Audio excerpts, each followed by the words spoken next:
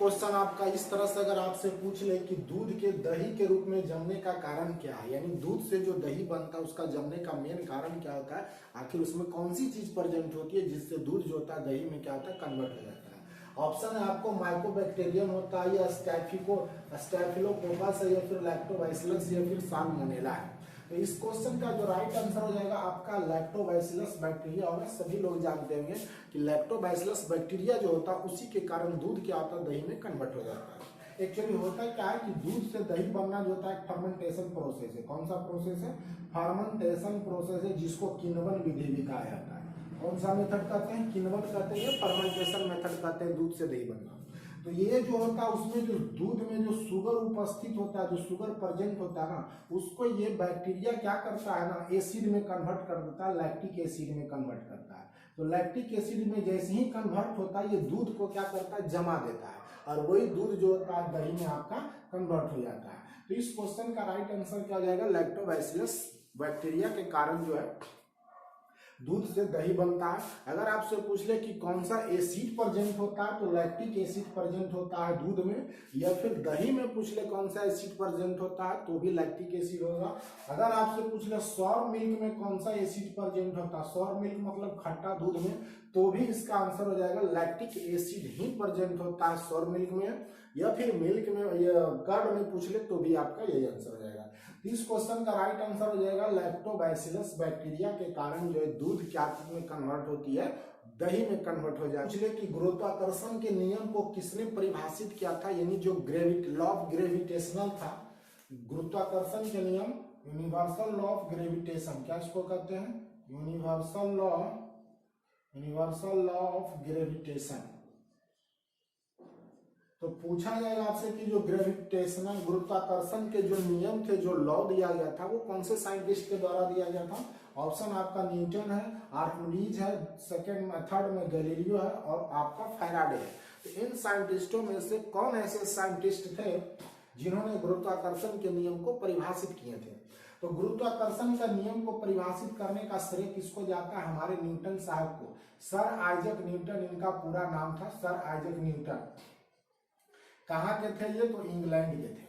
England के scientist थे, इन्होंने ही गुरुत्वाकर्षण के नियम को दिए थे। गुरुत्वाकर्षण के नियम में होता क्या कि दो पिंड जो होता है एक दूसरे पर एक आकर्षण बल क्या करते हैं, लगाते हैं।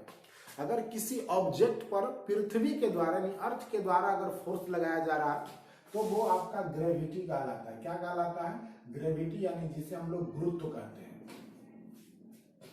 तो आपको याद रखना, अर्थ किसी ऑब्जेक्ट पर फोर्स लगा रहा है वो ग्रेविटी कहलाएगा, और इसका फॉर्मूला होता है एक ग्रेविटेशनल फोर्स होता है। ग्रेविटेशनल फोर्स भी होता है, हम लोग को पढ़ना है कि गुरुत्वाकर्षण बल किसे कहते हैं, कि जब दो पिंड एक दूसरे पर बल लगाते हैं, यानी दो पिंडों के बीच में जो बल लगता है वो आपका क्या कहलाता है? ग्रेविटेशनल फोर्स कहलाता है। और ये भी बताया गया था कि ये जो होता है प्रोपोर्शनल होता है किसका? तो जो दोनों मासेस होते हैं, उस बॉडी के जो मासेस होते हैं उसका प्रोपोर्शनल होता है, और उन दोनों बॉडी के जो बीच का डिस्टेंस होता है उसका रेसिप्रोकल होता है। जैसे फर्स्ट में F प्रोपोर्शनल हो जाएगा m1 m2 m2, तो ये आपका एक बॉडी का मास हो गया और ये दूसरे बॉडी का मास है। दूसरा है कि अगर ये बॉडी और ये बॉडी है, इन दोनों के बॉडी के बीच में तो कुछ तो डिस्टेंस होगा, ये डिस्टेंस को हम लोग क्या लेते हैं? r लिखते हैं। तो ये जो होता है F प्रोपोर्शनल 1 बाई क्या हो जाता है? r स्क्वायर हो जाता है, यानी F proportional m1 m2 by r square. यही फॉर्मूला जो है ग्रेविटेशनल कांस्टेंट के जरिए दिया जाता है, जिसमें से आपको न्यूमेरिकल भी बनाने के लिए फॉर्मूला है। तो F प्रोपोर्शनल हो जाएगा m1 m2 बाई क्या हो जाएगा आपका? r स्क्वायर हो जाएगा। तो इस क्वेश्चन का जो राइट आंसर होगा, गुरुत्वाकर्षण के नियम को किसने परिभाषित किया था? तो न्यूटन नामक साइंटिस्ट जो थे वो ही ग्रेविटेशनल को दिए थे, लॉ ऑफ ग्रेविटेशनल दिए थे। न्यूटन ने 3 लॉ भी दिए थे, Newton first law, Newton second law और न्यूटन थर्ड लॉ। इन तीनों लॉ को भी आपको पढ़ना, यही तीनों लॉ दिया था। इक्वेशन ऑफ मोशन भी इसमें दिया गया था, v equal to u plus a t होता है, और सेकेंड जो था s equal to u t plus half a t square होता है, और थर्ड जो है आपका v square equal to u square plus 2as होता है। तो ये 3 इक्वेशन ऑफ मोशन भी जो था न्यूटन के द्वारा ही दिया गया था, और इन तीनों पे जो है न्यूमेरिकल बहुत ज्यादा बनता है। न्यूमेरिकल बेस्ड चैप्टर होता है ग्रेविटेशन। क्वेश्चन का जो टॉपिक है ये ग्रेविटेशन चैप्टर से लिया गया है कि गुरुत्वाकर्षण के नियम को किसने परिभाषित किया था, तो न्यूटन नामक साइंटिस्ट ने किए थे। वो कहाँ के थे, तो इंग्लैंड के थे। नेक्स्ट क्वेश्चन अगर आपसे ये पूछ ले कि निम्नलिखित में कौन सा आवेश रहित कण है, मतलब इस पर चार्ज जो होता है नहीं होता है, तो आपका पहला अल्फा पार्टिकल्स हो गया, सेकंड में प्रोटॉन है, और थर्ड में न्यूट्रॉन है, फोर्थ में आपका इलेक्ट्रॉन है। इन चारों में से बताना है आपको किस पे जो होता है आवेश नहीं होता है, चार्ज नहीं होता है। तो आप जानते हैं कि प्रोटॉन पे कौन सा चार्ज होता है, तो प्रोटॉन पे प्लस चार्ज होता है। इलेक्ट्रॉन पे अगर आपसे पूछ ले तो कौन सा चार्ज होता है, इलेक्ट्रॉन पे माइनस चार्ज होता है। और अगर न्यूट्रॉन पे आपसे पूछ ले तो न्यूट्रॉन पे जो होता है नो चार्ज होता है। नो चार्ज जिसको हम लोग न्यूट्रल कहते हैं, क्या कहते हैं, न्यूट्रल, यानी इसकी किसी भी प्रकार का कोई चार्ज नहीं होता है। आप ये भी जानते हैं कि ये मान लीजिए मेरा न्यूक्लियस, इसको क्या कहते हैं हम लोग, न्यूक्लियस कहते हैं। तो न्यूक्लियस में जो प्रेजेंट होता है आपका, न्यूक्लियस में जो प्रेजेंट होता है वो प्रोटॉन प्लस क्या होता है, न्यूट्रॉन प्रेजेंट होता है, और जो इलेक्ट्रॉन होता है वो इस तरह से मूव करते रहता है सेल्स में। ठीक है, तो ये भी क्वेश्चन पूछा जाता है कि जो न्यूक्लियस होता है, नाभिक जो होता है, उसमें कौन कौन प्रेजेंट होता है, तो प्रोटॉन प्लस न्यूट्रॉन प्रेजेंट होता है। इलेक्ट्रॉन जो होता है इसके चारों ओर क्या करता है, मूव करते रहता है, चक्कर लगाते रहता है। अगर आपका प्रोटॉन, इलेक्ट्रॉन, न्यूट्रॉन में से पूछ ले कि इन तीनों का खोज कौन किया था, किस साइंटिस्ट ने, याद रख लीजिए ईटा पर जो नाच होता है इसको याद रखना है। ई से इलेक्ट्रॉन हो गया, इलेक्ट्रॉन का जो था जे थॉमसन ने किए थे। कौन किए थे, जे थॉमसन। पर मतलब हो गया, पर मीन्स हो गया प्रोटॉन, तो प्रोटॉन का रदरफोर्ड भी कहीं कहीं आपको मिल जाएगा। क्या मिल जाएगा, रदरफोर्ड भी आपको कहीं कहीं मिल जाएगा। और नहीं तो गोल्डस्टीन किए थे। कौन किए थे, गोल्डस्टीन साहब ने जो है आपका प्रोटॉन का खोज किए थे। और न्यूट्रॉन का अगर पूछ ले तो जेम्स चैडविक किए थे। कौन किए थे, जेम्स चैडविक साहब जो थे वो आपका न्यूट्रॉन का खोज किए थे। तो याद रखना है इलेक्ट्रॉन, प्रोटॉन और न्यूट्रॉन, इन तीनों में से कभी कभी क्वेश्चन पूछते रहते हैं कि इन तीनों पर चार्ज कौन सा होता है, और इन तीनों का जो है इन्वेंशन कौन किए थे, ये भी पूछते रहता है। तो ये वाला बात आप याद रखिएगा, इससे आप इजीली बना लीजिएगा। प्रोटॉन का बात है कहीं कहीं रदरफोर्ड मिलेगा, वैसे गोल्डस्टीन किए थे, रदरफोर्ड जो है प्रोटॉन का नाम दिए थे। तो अगर आपका ऑप्शन में रदरफोर्ड ना देके गोल्डस्टीन है तो ये आंसर होगा, अगर ये नहीं रहेगा तो आपका ये तो आपका आंसर हो जाएगा। तो इस क्वेश्चन का राइट आंसर क्या हो जाएगा, न्यूट्रॉन जो हो जाएगा आपका इस क्वेश्चन का राइट आंसर हो जाएगा। इस पे किसी प्रकार का चार्ज नहीं होता है, इलेक्ट्रॉन पे नेगेटिव होता है, प्रोटॉन पे पॉजिटिव चार्ज होता है, अल्फा पार्टिकल्स पे भी नेगेटिव चार्ज होता है। नेक्स्ट क्वेश्चन अगर आपसे पूछ ले कि निम्नलिखित में से कौन सा तत्व जो है सबसे कठोर यानी सबसे हार्ड होता है, ऑप्शन आपके पास है हीरा है, सीसा है, प्लेटिनम है और एक टंगस्टन दिया गया है। तो इन चारों में से ये क्वेश्चन आपको इस क्वेश्चन में ये बताना है कि इनमें सबसे कठोर तत्व, एलिमेंट का नाम पूछा है सबसे कठोर, ना ही मेटल पूछा है ना ही नॉन मेटल पूछा है। ध्यान से क्वेश्चन को समझिएगा। निम्नलिखित में सबसे कठोर तत्व आपसे पूछा गया यानी एलिमेंट पूछा गया कौन है, तो एक तो आपका हीरा यानी डायमंड हो गया, इसमें ऑप्शन डायमंड है। दूसरा आपका सीसा यानी जिसको हम लोग लीड कहते हैं।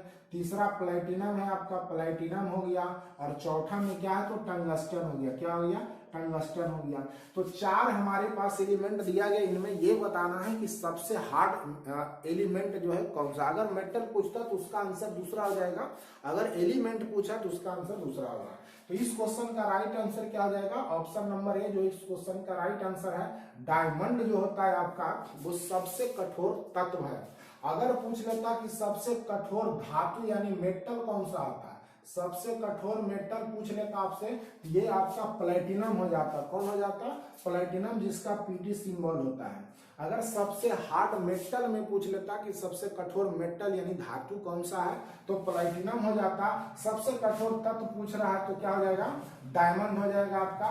लीड की अगर बात करें पीबी इसका सिंबल होता है, रेफ्री तो इसका एटॉमिक नंबर होता है। प्लेटिनम में Pt सिंबल है, टंगस्टन की बात कर रहे हैं W सिंबल होता है, 74 इसका एटॉमिक नंबर होता है।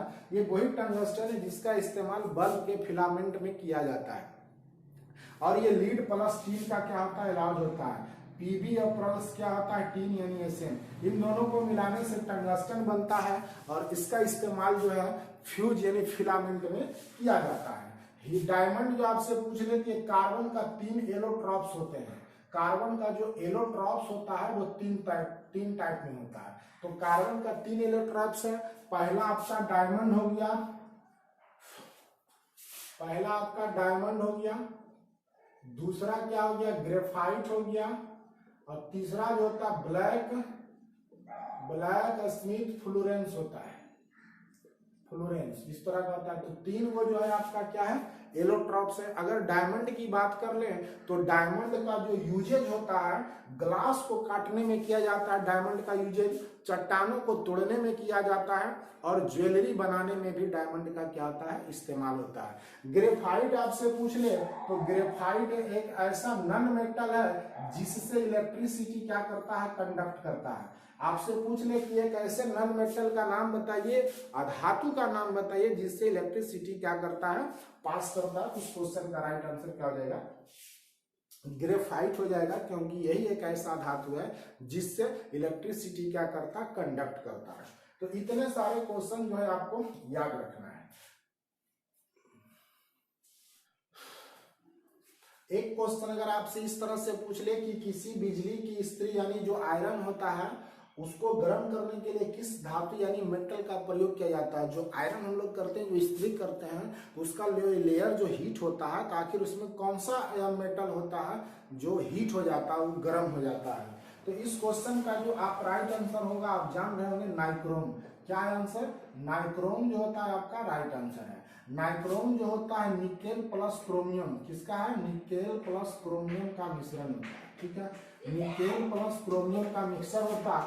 निकेल 80% होता है और क्रोमियम कितना होता है, 20% होता है। तो निकेल प्लस क्रोमियम का मिक्सर कौन होता है, नाइक्रोम होता है। और नाइक्रोम ही लगा हुआ रहता है उसके प्लेट में, जो प्लेट को क्या करता है, गर्म करता है। तो अगर मेटल पूछ ले कौन से मेटल को इस्तेमाल किया जाता है, तो आपका नाइक्रोन हो गया।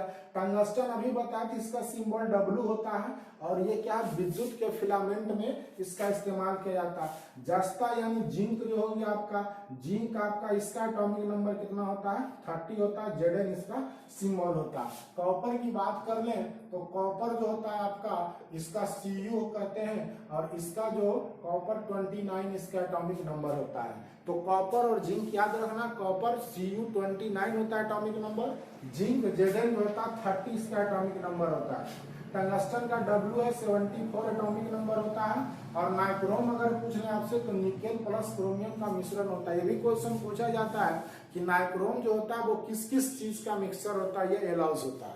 तो याद रखना है निकेल प्लस क्रोमियम। निकेल प्रकाश की गति किस माध्यम में न्यूनतम होती है, पूछा जा रहा। स्पीड ऑफ लाइट जो होता है, यानी प्रकाश की जो गति होती है वो किस मीडियम में सबसे कम होती है। तो सबसे पहले जान लें कि स्पीड ऑफ लाइट जो होती है आपका, स्पीड ऑफ लाइट, ये स्पीड ऑफ लाइट जो होती है, ये जब एक मीडियम से दूसरे मीडियम में जब इंटर करती है, स्पीड ऑफ लाइट जो है एक मीडियम से दूसरे मीडियम में जब इंटर करती है, तो वो अपने रास्ते से क्या होता है, कुछ डिवेटेड हो जाते हैं। क्या होते हैं, डिवेटेड हो जाते हैं। तो जो डिवेटेड हो जाते हैं उसी को हम लोग क्या कहते हैं, रिफ्रैक्टिव कहते हैं, रिफ्रैक्शन कहते हैं। क्या कहते हैं, रिफ्रैक्शन कहते हैं, जिसको हिंदी में अपवर्तनांक कहा जाता है। क्या कहते हैं, अपवर्तनांक। तो एक तो डिफिनीशन याद रखना है कि रिफ्रैक्शन का डिफिनीशन क्या होता है कि यदि कोई स्पीड ऑफ लाइट जो है वन मीडियम से अदर मीडियम में जब इंटर करती है, तो उस समय वो अपने पथ से जो रास्ते होते हैं उससे कुछ डिवेटेड हो जाती है, मतलब चेंज हो जाता, हट जाता, दूर हो जाता। तो उससे हम लोग क्या कहते हैं, रिफ्रैक्शन कहते हैं। दूसरा है, इस मीडियम को रिफ्रैक्टिव इंडेक्स कहा जाता है। क्या कहते हैं, रिफ्रैक्टिव इंडेक्स कहते हैं, रिफ्रैक्टिव इंडेक्स कहा जाता है। ये जो होता है पथ होता है उसको हम लोग क्या कहते हैं, रिफ्रैक्टिव इंडेक्स कहा जाता है।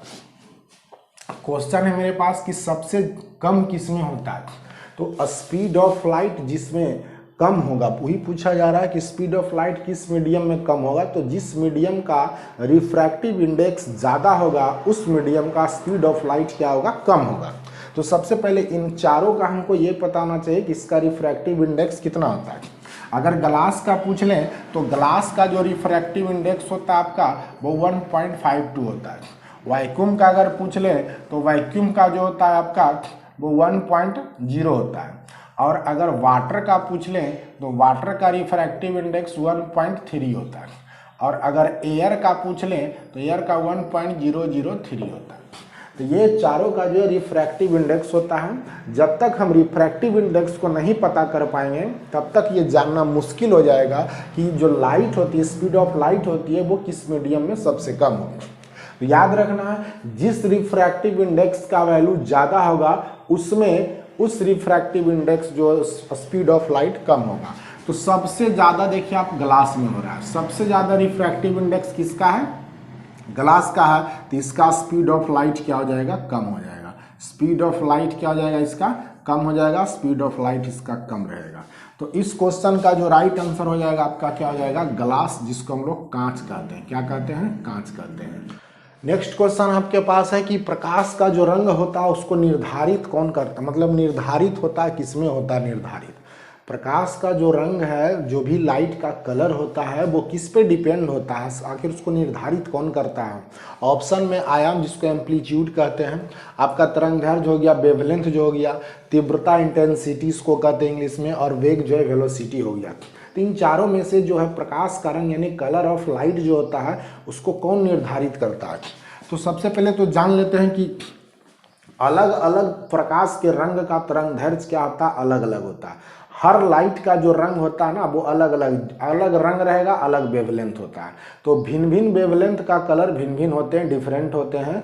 और अगर सबसे अधिक पूछ ले कि सबसे अधिक अगर किसका होता है, तो सबसे अधिक में आप जानते हैं कि सबसे अधिक जो है तरंगदैर्घ्य किसका होता है, तो लाल रंग का होता है। किसका होता है, रेड कलर का जो होता है सबसे ज़्यादा होता है।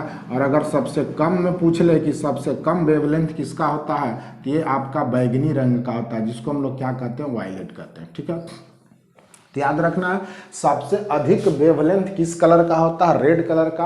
और सबसे कम वेवलेंथ अगर पूछ ले तो वायलेट कलर का होता है। कलर में आपको पता होना चाहिए कि जो विबजियोर फार्मूला होता है, विबजियोर, इसमें प्रकाश जो 7 रंग में डिस्ट्रीब्यूट होते हैं। इससे आपका वायलेट हो जाता है, आई से आपका इंडिगो हो गया, और बी से ब्लू हो गया, और जी से ग्रीन हो गया आपका, और वाई से येलो हो गया, और ओ से ऑरेंज हो गया, और रेड हो गया।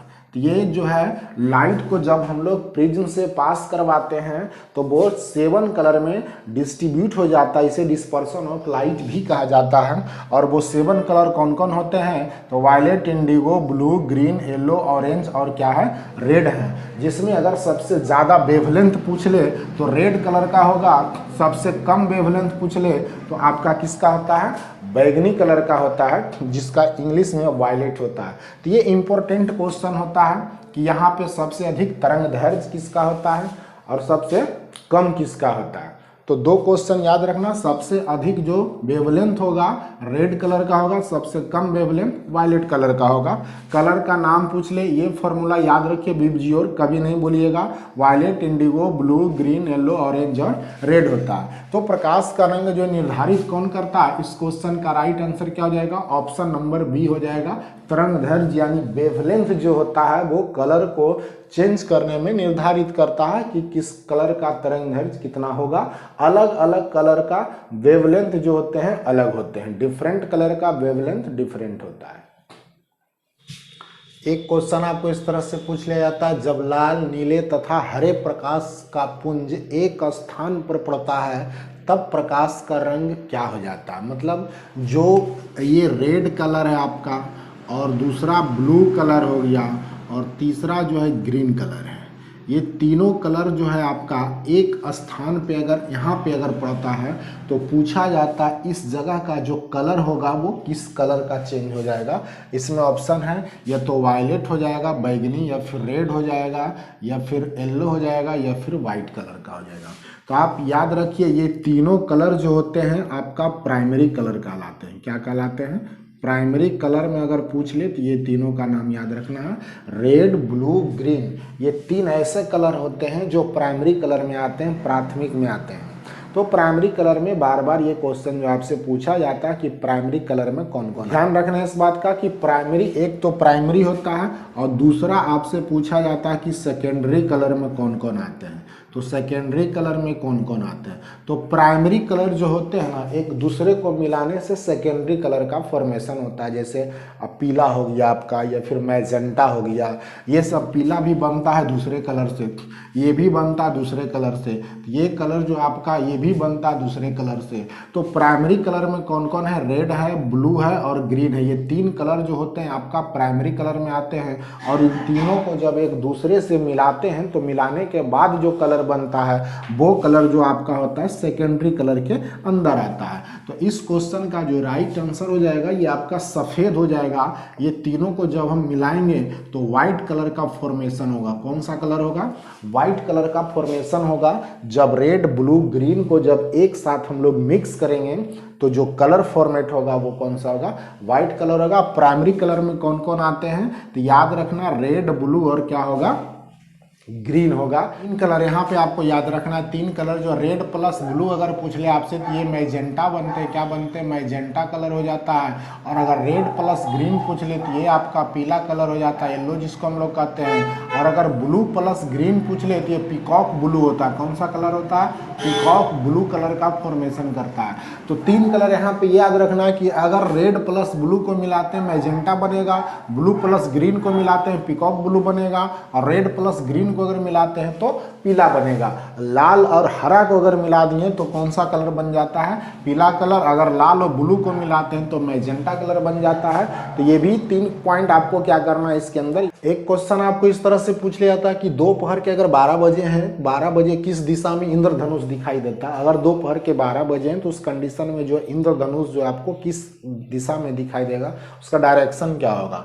ऑप्शन में आपका पश्चिम में या फिर दक्षिण में या पूर्व में या फिर दिखाई ही नहीं देता है। तो 4 ऑप्शन हमारे पास है। तो जब 12 बजे होते हैं तो उस समय जो सूर्य होता है हमारे सिर के ऊपर होता है, और जब हमारे सिर के ऊपर होता है तो प्रकाश का परावर्तन होता ही नहीं है, क्योंकि जो वर्षा की बूंद होती है उसमें प्रकाश का परावर्तन नहीं होता। जब तक वर्षा की बूंद में प्रकाश का परावर्तन नहीं होगा तब तक जो है हमें सूर्य, ये इंद्रधनुष जो दिखाई नहीं देता है। तो इस क्वेश्चन का राइट आंसर क्या हो जाएगा, दिखाई ही नहीं देगा। ऐसा नहीं कि पश्चिम, दक्षिण, पूर्व किसी में एक लगा दिया, दिखाई ही नहीं देता। जब भी 12 बजे अगर पूछ लिया जाए कि 12 बजे हमें इंद्रधनुष किधर दिखाई देगा तो नहीं देता है। दूसरा चीज इसमें ये याद रखना है कि जब भी इंद्रधनुष दिखाई देता है तो सूर्य के अपोजिट डायरेक्शन में दिखाई देता है। अगर सूर्य नॉर्थ में है तो हमें जो इंद्रधनुष दिखाई देगा वो साउथ में दिखाई देगा, और अगर सूर्य जो है आपका ईस्ट में है तो ये आपको वेस्ट में दिखाई देगा। ये बात याद रखना है, सूर्य के विपरीत दिशा में इंद्रधनुष क्या होते हैं, दिखाई देते हैं। तो याद रखना इस क्वेश्चन का आंसर जो होगा दिखाई ही नहीं देगा। जब भी 12 बजे अगर आपसे पूछ ले कि 12 बजे किस दिशा में इंद्रधनुष दिखाई देता है, तो 12 बजे सूर्य जो होते हैं हमारे ठीक ऊपर होते हैं, उस समय किसी भी हाल में इंद्रधनुष दिखाई नहीं देगा।